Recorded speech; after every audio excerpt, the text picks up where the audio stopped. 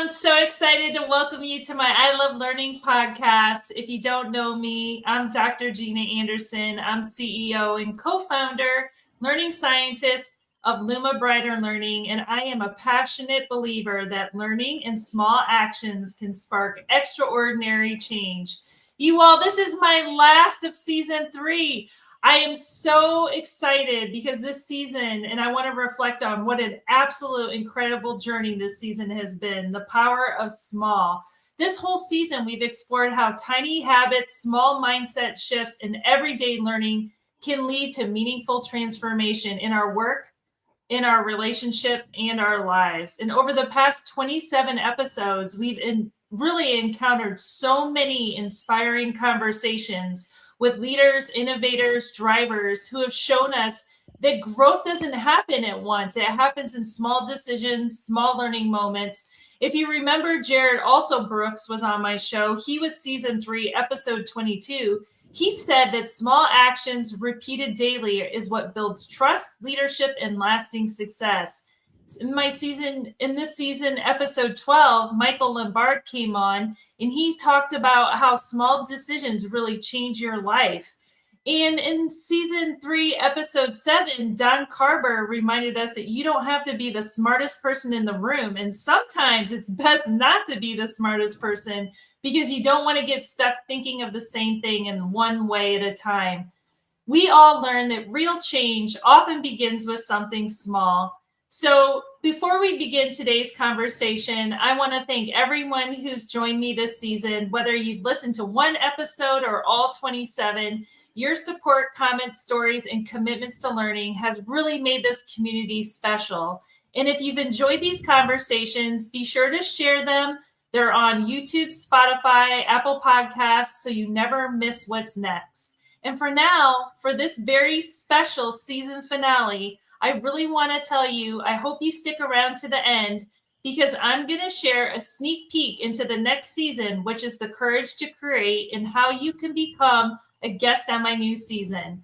But today, before we get into that, I want to celebrate is Brian Brent. He is a local Class A CDL driver for one of my most dearest favorite companies is CPC Logistics.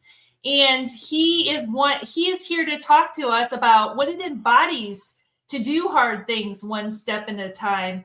He has served as a senior deputy sheriff with over a decade of experience. He's worked at a county jail and he worked with individuals awaiting trial, and he witnessed firsthand the impact of choices, resilience, and personal growth.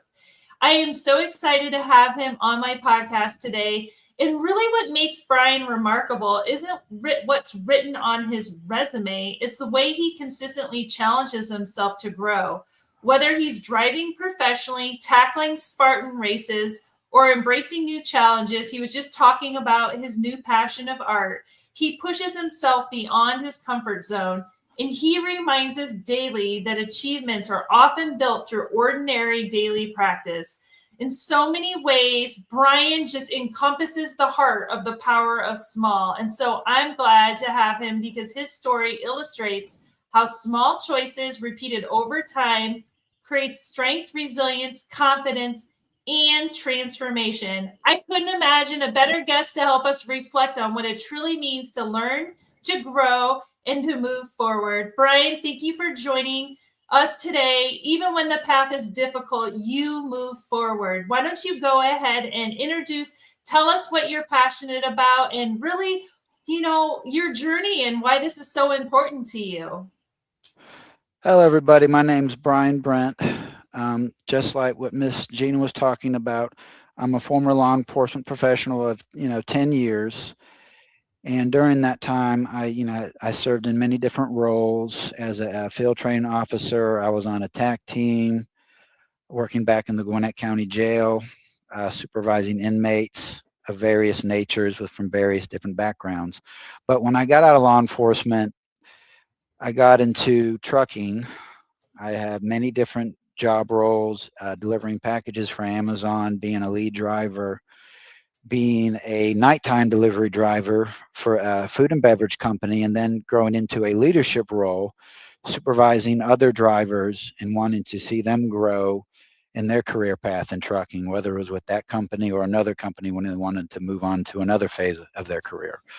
But what drives me every day to, motivate myself, it's always been fitness. I've always been very big and Mm, passionate about fitness ever since I was very young. It's always been a very passion of mine, whether I was always lifting weights, practicing, the martial arts with my family at a local church, or just always just engaging in, sporting events, that always like Spartan races, marathons, cycling races of various natures, just always looking to always challenge myself both mentally and physically, mm. and always looking for ways to more creative outlets mentally to keep you more engaged in life, just to challenge yourself either physically or mentally, Yeah. which is why I always like the fine arts,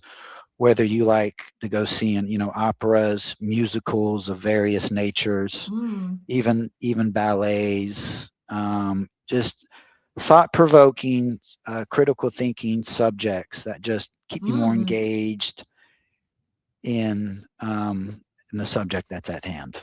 That's so important. I'm doing a suicide challenge this month for one of my friends in Australia. His brother took his life, and the fact today is that 12%. It's a really interesting to see how much growth you can cognitively happen when you challenge yourself with new things. I'm a learning scientist, so I love that you like even bring up this idea of trying like think about art or think about something that challenges your mindset because it does change you cognitively. Is this something, how did you learn this? Did you like read this in a book or like did something just happen in your life? You're like, I need to be more fit, or where did this come from? It was two things. When I was at my last job working for a food and beverage company, when I went into management, I was looking for another creative outlet just besides physical Mm, fitness, because it's mm, pointless to keep the body sharp if the mind is not. So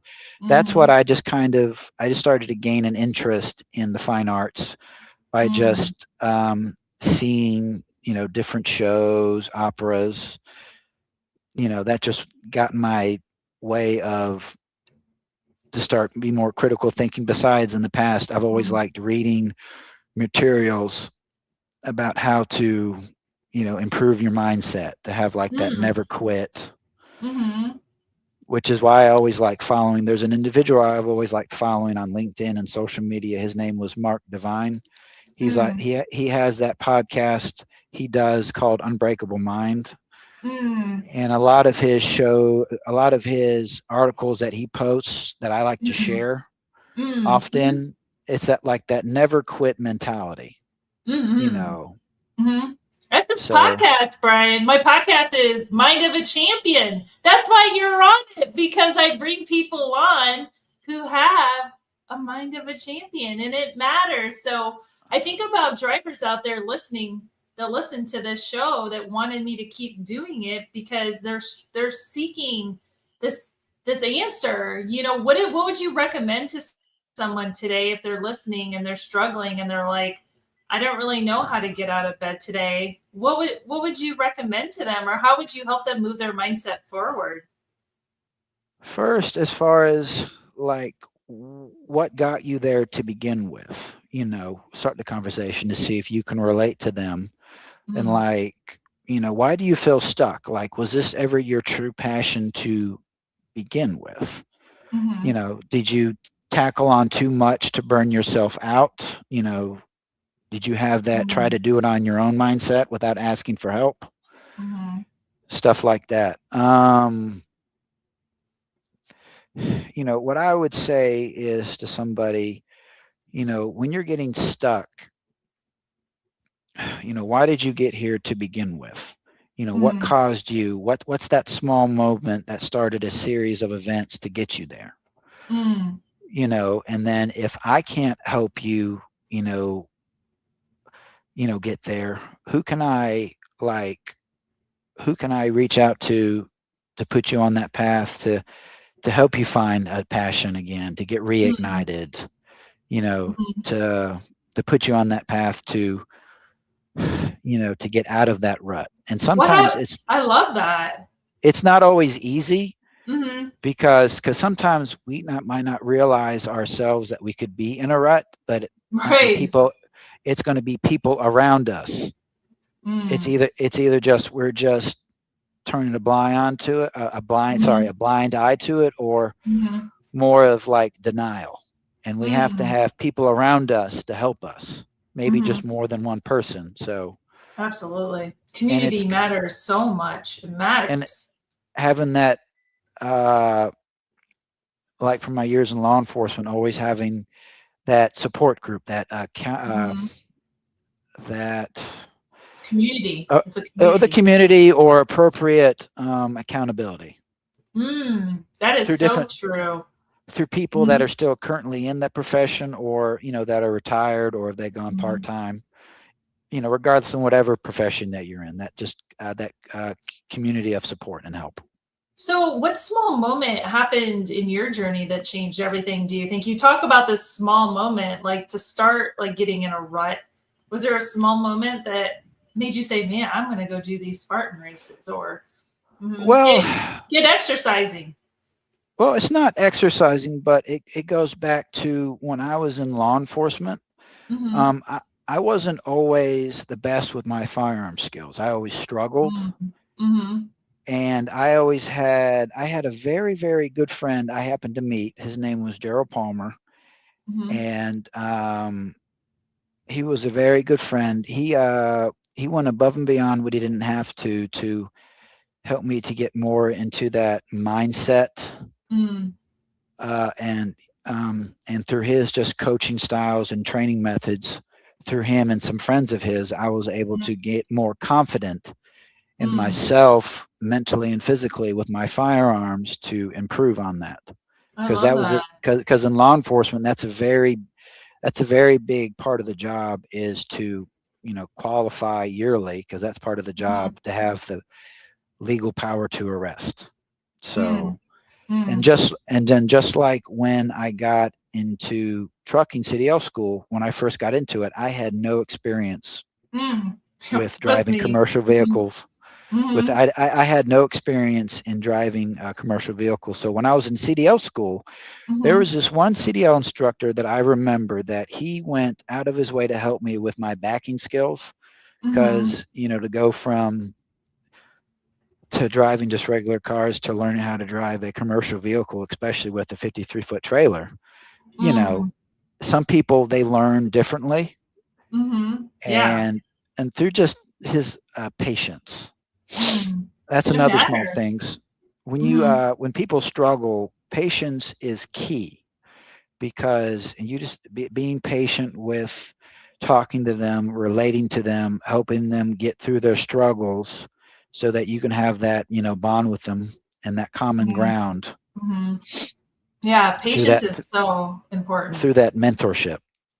Absolutely. You mentioned something earlier before we came on air that I think is really critical, and that is not only patience but kindness. And I want to like give this example that happened today and why you think kindness kind of extends this idea that you have. Today, I got a text message from somebody who was cleaning my yard, and they found $5 in my backyard, and they, instead of taking it, they put it out front and told me that they were going to leave it by my garage and have me come out and get it, and they were gone before I even got there. But kindness matters, doesn't it, in every industry? So what's your take? Why is kindness so important in transportation and what you do every day? And patience and kindness, they go hand in hand, don't they? Yes, they do, because that one small act of kindness might be the act that surprises somebody. And Surprise it ha- me. Mm-hmm. and whether it's, you know, drivers, you know, call me up and they say, hey, can you help me out? You know, I have this route that you used to be on. Can you help me with how did you enter these stores? What was the best way to get here? All these helpful hints. And then Mm-hmm. I always go out of my way to answer. I never have any problems, because we've all been there. Mm-hmm. We've all been there, you know, Yes. So how to, how to safely drive these commercial vehicles in a Mm-hmm. safe, efficient, productive manner, Mm-hmm. while still being, on time deliveries and being the business professionals that we are. Yeah, So, I love that. oh yes. That's, And then, then outside of, trucking, obviously also like what we said before the show is, like when I'm out and about, enjoying my own personal time, like when I go to shows or I'm at restaurants, I always go out of my way to tip people big who live off these tips because I know mm-hmm. what it is to start from the ground up, from, working, for small wages, but at the same time having a goal to step by step by step, Mm-hmm. another job, more money, you know, Mm-hmm. I've been in their shoes. I know what it's like, to work long Mm-hmm. hours for, less wages. So that one Mm-hmm. small step of kindness, goes a long way. Absolutely. It can And change they were, someone's entire life.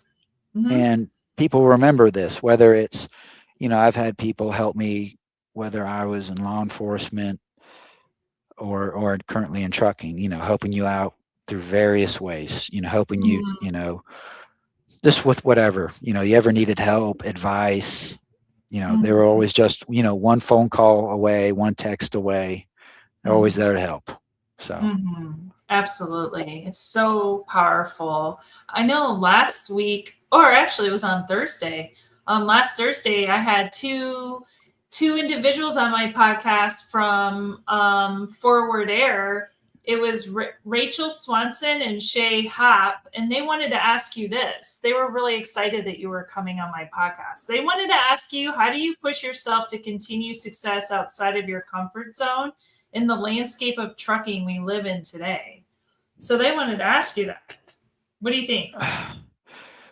my thing is never get too comfortable Mm, and never get too comfortable and always expect the unexpected and always look to challenge yourself.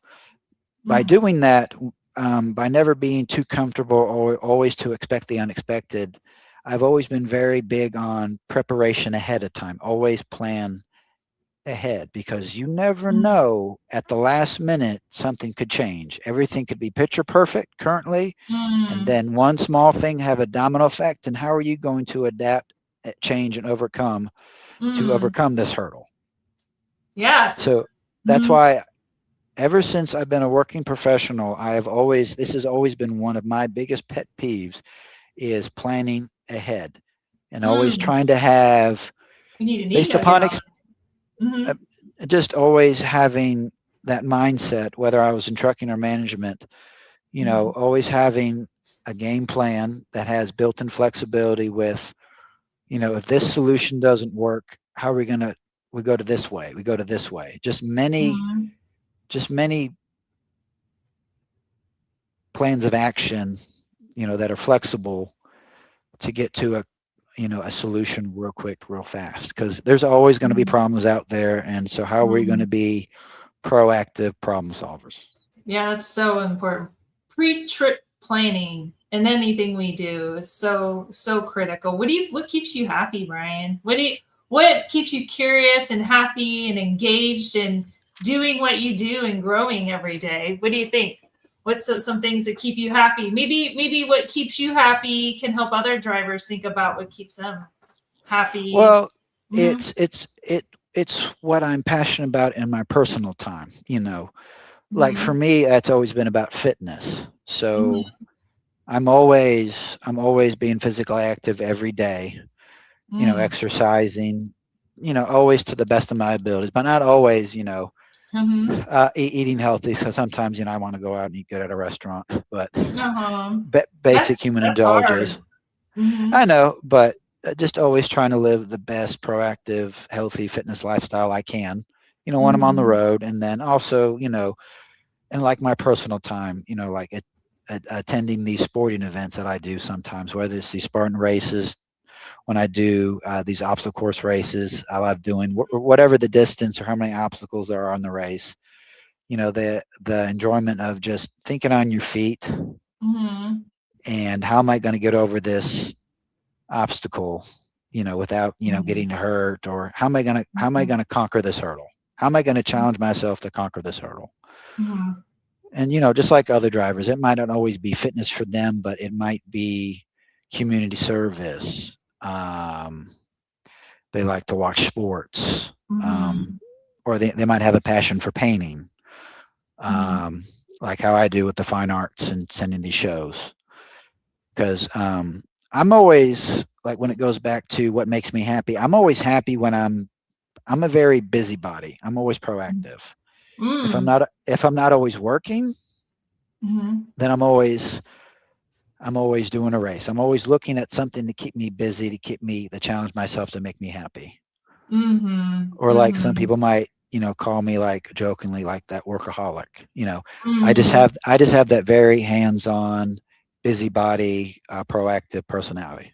Yeah. Well, I know one thing is true, Brian, that I've learned by reading your LinkedIn and being connected to you in a short time, is that you are always looking for ways of making yourself better, whether it's cognitively or health wise. And thank you so much for being a role model for drivers and for just people, humans. I think it's important to see that, like you said, there's always going to be hurdles in our life, but you have to find ways of moving forward in the small and powerful things that we do. What do you want to leave us today to put in our pockets to take with us for this week? It's Monday. I love Mondays. It sets the context forward for the entire week. What's your tip for us as we move through? And where can people find you if they want to connect with you, Brian? Yeah. Well, my lasting advice is going to be, compare yourself to who you were yesterday, but not to who someone else is today. I love that. And then as well, people can find me on Facebook or Instagram, or on my professional business account through LinkedIn, if they're looking to connect. All right. I love that, Brian. I'm so thankful that you joined us today. Thank you for joining. You can hang on backstage, and people, so we can connect, and people can connect with Brian. This concludes my season 3. And I am so glad that he was here with us today. One thing is sure, the power of small can change your life forever. And next week, I'm going to be starting my new season 4, The Courage to Create. One thing I want to say, the reason why I created this season is because creativity is really more than art. I created Luma, co-created Luma, and innovation is more than an invention. And learning is more than information. It's really about having the courage to imagine something different, to see all possibilities that others miss, to maybe start off with a passion and change your passion, to try, to fail, to learn, and to keep creating anyway. This season 4 was really inspired by something very personal to me. It was my grandfather, Fred. Before the crayon box, you guys know the sharpener that's on a crayon box? It came to market in 1958. He had already created the idea. He actually created it. He had drawings, he had the paperwork, and he even had the rejection letter from Mattel. But he never received the patent on it. His name was never attached to the invention. But yet, he was still an innovator. That story of my grandpa reminds me some of the most creative people in the world never see themselves as inventors. Their parents, their teachers, their drivers, their mechanics, their technicians, their leaders, their caregivers, and the list goes on and on. One thing is true, they're lifelong learners who simply look at the world and think, there has to be a better way. That's what this new season 4 is going to be about. We're going to explore the connection between learning, creativity, innovation, leadership, and well-being. We'll talk about how curiosity changes the brain and why psychological safety fuels innovation, and how great leaders can create cultures where ideas can grow and why feeling good actually helps people learn, perform, and thrive. You're going to hear from just everyday people who've had the courage to start something new, to say, you know what? I can do this better, and I'm going to create a better life for myself and someone else. So I hope you join us. I hope you follow, and I hope to see you in my next season, because learning does change our life, and so does all the people that I bring on my show. If you'd like to be a guest on my show, simply go ahead and either send me a LinkedIn request or send me an email at gina@learnwithluma.com. You can go to my website, learningwithgina.com. And I hope to see you next season, which starts next week with my first guest being the co-founder of Luma, to spark interest in what the season's all about. Until then, we'll see you. Thanks for watching.